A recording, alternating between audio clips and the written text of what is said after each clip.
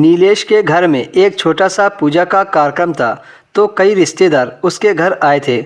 उसी रिश्तेदारों में एक मौसी की बेटी थी जिसका नाम विपाशा था। विपाशा और नीलेश बचपन के फ्रेंड थे। वो विपाशा के साथ चूहा बिल का खेल खेलना चाहता था।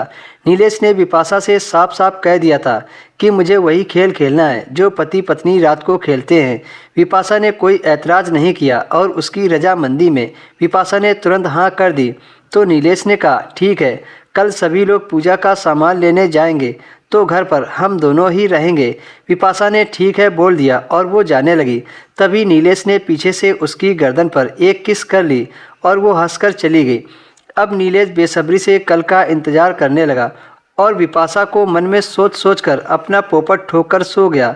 और सुबह उठते ही वह बाहर देखने गया कि उसके घर वाले बाजार के लिए निकले कि नहीं। फिर कुछ देर के बाद वे सभी लोग बाजार को निकल गए। सबसे पहले नीलेश ने अपने घर का मेन गेट बंद किया और विपाशा को ढूंढने लगा, लेकिन वो नीलेश को कहीं मिल ही नहीं रही थी। तो नीलेश को लगा कि शायद वह भी घर वालों के साथ बाजार चली गई है और नीलेश दुखी मन से आंगन में बैठ गया। तभी नीलेश ने देखा कि विपाशा बाथरूम से बाहर निकल रही थी। अचानक से विपाशा को देखकर वह बहुत खुश हो गया और भागकर उसे गोद में ले लिया और उसे अपने कमरे में ले गया।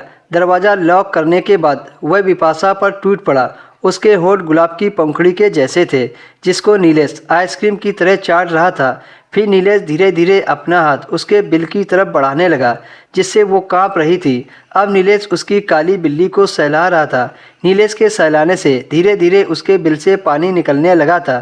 तो नीलेश ने उसके बिल पर उंगली रख कर घुसा दी जिससे वो चीख पड़ी। तो नीलेश ने उसके मुंह को अपने हाथों से बंद कर दिया और तेजी से अप डाउन करने लगा जिससे विपाशा को काफ़ी तेज दर्द हो रहा था, लेकिन उसे मज़ा भी आ रहा था। अब टाइम आ गया था उसके पोपट को बिल के स्वाद चखाने का।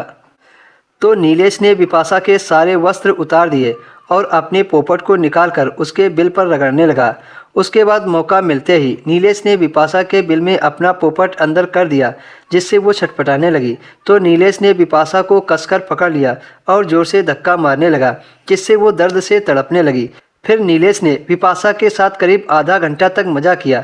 पहले तो विपाशा को काफ़ी दर्द हुआ, फिर उसे कुछ देर के बाद मज़ा आने लगा। जब नीलेश ने लास्ट में अपना पोपट निकाला तो खून से पूरा सना हुआ था। नीलेश ने अपनी छोटी बहन की सील तोड़ दी थी। पोपट निकालते ही विपाशा को दर्द से काफ़ी राहत मिली। विपाशा का यह खेल पहला था, तभी उसे इतना दर्द महसूस हो रहा था। फिर नीलेश विपाशा को चिपका कर सो गया। जब तक विपाशा नीलेश के घर रुकी तब तक उसने कई बार किया था। अब नीलेश की पोपट की भूख खत्म हो गई थी और वो भी अब अपने घर जाने लगी। अब जब भी नीलेश को ठोकने का मन करता तो उसके घर चला जाता था।